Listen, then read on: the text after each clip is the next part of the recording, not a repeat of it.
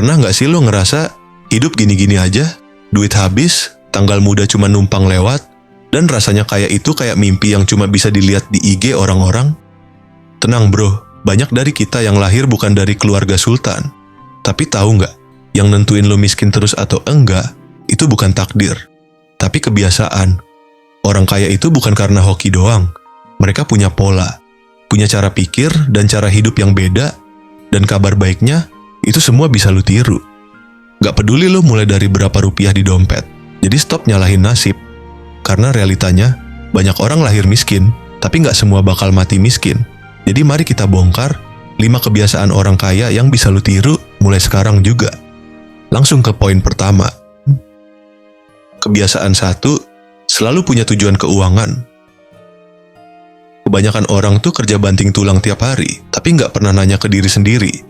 Sebenarnya gue kerja buat apa sih? Coba deh lu pikirin, kalau lu naik motor, terus nggak tahu mau kemana, ya lu bakal muter-muter doang sampai bensin habis. Sama kayak hidup. Kalau lu nggak punya tujuan keuangan, lu bakal kerja terus, tapi ujung-ujungnya tetap ngerasa kurang, tetap capek, tetap stres tiap akhir bulan. Nah, beda sama orang-orang kaya. Mereka itu selalu punya goals. Bukan cuma pengen punya duit banyak, tapi jelas. Pengen punya dana darurat 20 juta dalam setahun, pengen bebas utang dalam 6 bulan, pengen beli rumah dalam 5 tahun. Tujuannya konkret, bisa dihitung, dan punya tenggat waktu. Mereka bukan kerja asal kerja, mereka kerja sambil mikir, ini gaji masuk, harus gue arahkan kemana? Dan tahu nggak, kebiasaan ini kelihatan sepele, tapi efeknya luar biasa. Karena dengan tujuan, lo jadi tahu mana yang harus diprioritaskan. Lo bisa bilang enggak ke hal-hal yang nggak penting, dan fokus sama apa yang bikin lo maju. Masalahnya, banyak dari kita takut pasang target karena takut gagal. Tapi justru karena nggak pernah pasang target, kita jadi jalan tanpa arah. Dan akhirnya, tiap akhir bulan cuma bisa bilang, kok duit gua habis ya?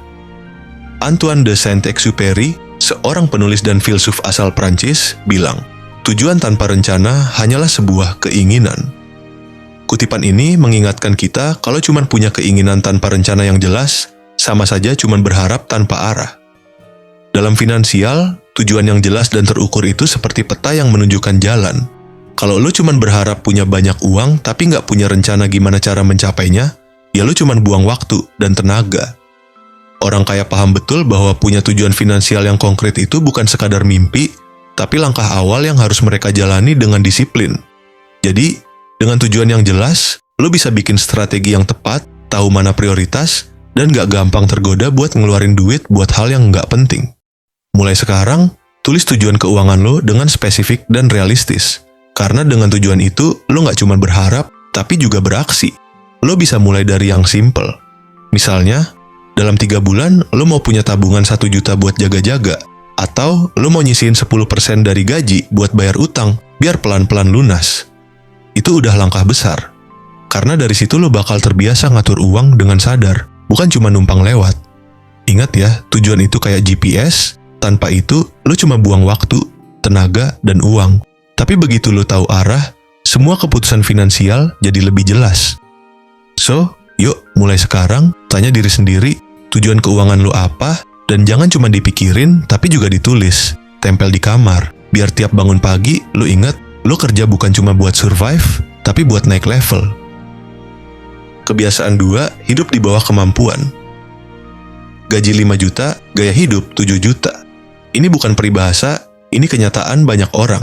Zaman sekarang, tekanan sosial tuh gila-gilaan. Feed Instagram isinya liburan, sepatu branded, nongkrong di tempat lucu.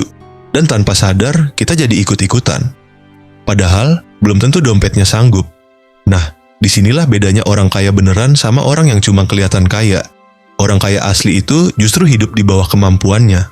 Maksudnya, ya walaupun duitnya ada, mereka tetap milih gaya hidup yang sederhana, terukur, dan nggak ngoyo. Kenapa? Karena mereka ngerti satu hal penting. Uang itu nggak buat dihabisin semua, tapi buat dikembangin, diselamatkan, dan dipakai dengan bijak. Contohnya nih, orang dengan penghasilan 20 juta bisa aja tetap tinggal di rumah kontrakan kecil, naik motor biasa, dan makan warteg. Sementara orang yang gajinya cuma 5 juta maksa cicil iPhone, kredit motor sport, dan tiap weekend nongkrong di kafe mahal. Hasilnya, satu makin kaya, satu makin terjebak.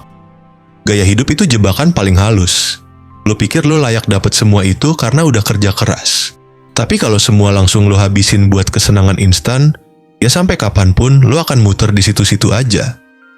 Robert Kiyosaki, penulis buku Rich Dad Poor Dad, pernah bilang, tidak masalah berapa banyak uang yang kamu hasilkan, yang penting berapa banyak yang kamu simpan.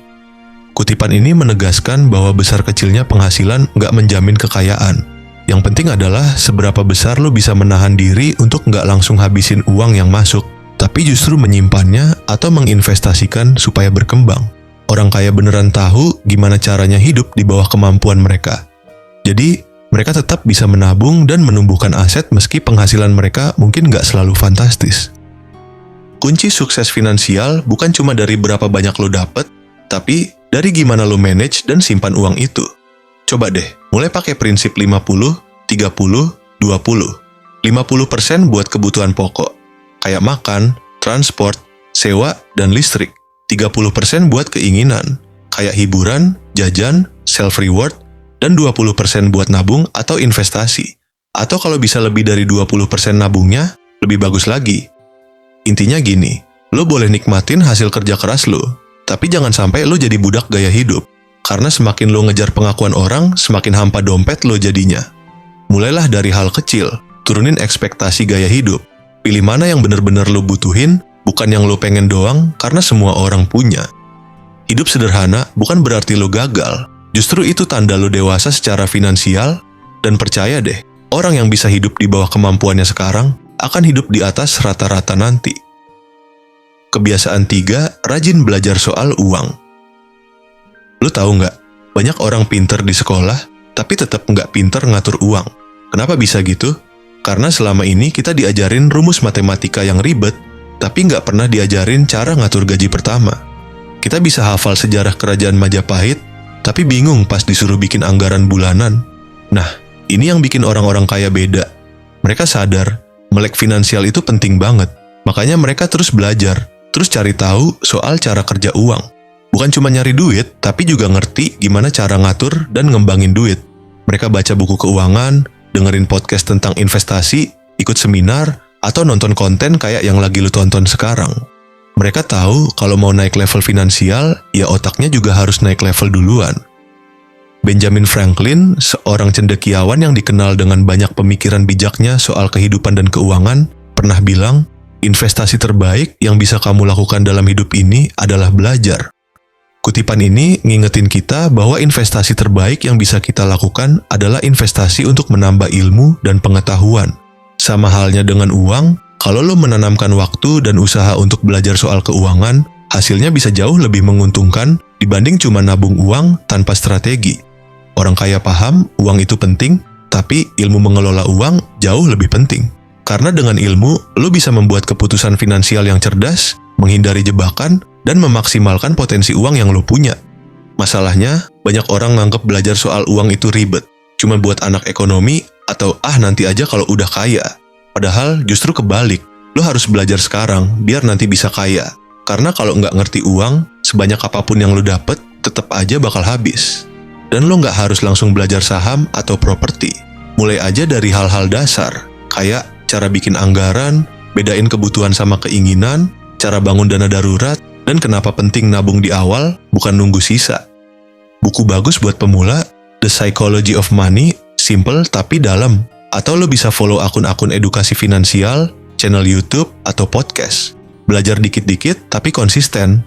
Karena dunia finansial itu luas, dan makin lo ngerti, makin lo punya kontrol atas hidup lo. Uang itu alat. Kalau lo tahu cara pakainya, hidup lo bisa lebih tenang, lebih bebas. Tapi kalau nggak, lo bakal terus jadi korban cicilan, korban gaya hidup, dan korban jebakan promo. Jadi mulai sekarang, anggap belajar finansial itu self-care. Karena lo layak punya hidup yang stabil dan nggak panik tiap tanggal tua. Kebiasaan keempat, fokus bangun aset. Kita semua pengen hidup nyaman, bisa beli yang kita mau, jalan-jalan, dan punya barang keren. Nggak salah sih, tapi masalahnya banyak orang lebih fokus ngejar gaya daripada aset. Lo tahu bedanya apa? Gaya itu kelihatan, tapi cepat hilang. Aset itu nggak selalu kelihatan, tapi pelan-pelan bikin lo makin kuat. Contoh gampang. Beli HP terbaru 15 juta, cuma buat pamer dan scroll TikTok, itu gaya. Tapi beli laptop 7 juta buat mulai bisnis desain freelance, itu aset. Beli mobil nyicil 6 tahun cuma buat gaya nongkrong, gaya. Tapi beli motor bekas buat narik ojek online dan nyari cuan tiap hari, aset. Orang kaya ngerti hal ini. Mereka nggak buru-buru beli barang mewah. Mereka bangun dulu fondasinya, baru nikmatin hasilnya. Sementara banyak dari kita kebalik. Kita pengen langsung kelihatan sukses. Beli barang branded padahal tabungan kosong. Cicil barang mewah padahal belum punya dana darurat. Akhirnya apa? Penuh tekanan. Jadi kerja bukan buat masa depan, tapi buat nutup gaya hidup. Padahal lo bisa nikmatin hidup sambil tetap bangun aset. Caranya mulai dari hal kecil. Misalnya, ubah HP lo jadi alat produktif, bikin konten, jualan online, dan belajar skill baru. Nabung buat beli emas, reksadana, atau buka usaha kecil-kecilan. Pelan-pelan keluar dari utang konsumtif, dan mulai beli hal-hal yang bisa kasih cuan balik. Orang kaya tuh mikir jangka panjang. Mereka tahu kalau hari ini mereka tanam aset, beberapa tahun lagi aset itu bakal kerja buat mereka. Dan yang paling keren, aset nggak ngeluh, nggak capek, tapi bisa bantu lo bebas finansial. Jadi daripada beli barang biar dilihat wah, mending investasi ke sesuatu yang bisa beneran naikin kualitas hidup lo. Karena di akhir hari, bukan soal siapa yang paling keren di Instagram, tapi siapa yang paling tenang di kehidupan nyata. Kebiasaan yang kelima, konsisten dan sabar.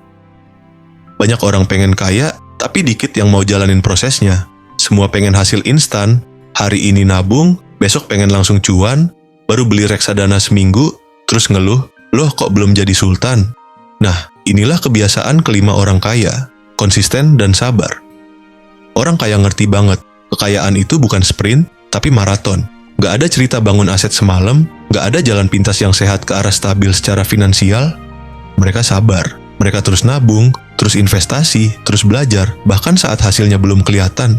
Mereka tahu, yang penting bukan berapa gede lo mulai, tapi seberapa lama lo tahan di jalurnya. Coba deh lo pikir, lo nabung 100.000 per minggu. Kecil kan? Tapi kalau lo konsisten selama 5 tahun, itu bisa jadi puluhan juta. Belum lagi kalau lo invest dan uangnya berkembang. Albert Einstein bahkan bilang bunga berbunga itu gila banget dampaknya. Tapi cuma bisa dinikmatin sama orang yang sabar. Sebaliknya, orang yang gak sabaran biasanya gampang kebawa arus. Dengar temennya cuan dari kripto, langsung all in. Dengar lagi anjlok, langsung panik jual rugi. Yang kayak gini bukan strategi, itu gambling. Makanya, penting banget untuk punya mindset tahan banting, karena dalam proses ngatur keuangan, lu bakal nemu godaan, kecewa, bahkan mungkin gagal. Tapi justru disitulah mental lu ditempa. Tony Robbins, seorang motivator yang terkenal di bidang pengembangan diri, mindset, dan finansial, bahkan bilang, yang benar-benar membentuk hidup kita bukan hal besar yang kita lakukan sesekali, tapi hal kecil yang kita lakukan terus-menerus.